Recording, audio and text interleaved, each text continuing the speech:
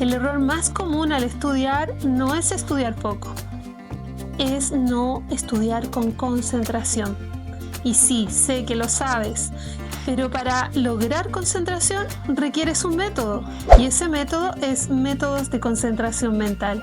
¿Y qué tal si ese método lo combinamos con las técnicas de superaprendizaje para que así puedas tener un mejor rendimiento este año?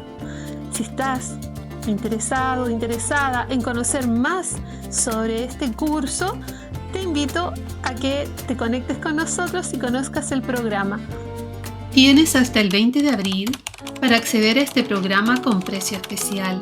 No se trata de estudiar más, sino de estudiar con una mente entrenada. Te espero en el link.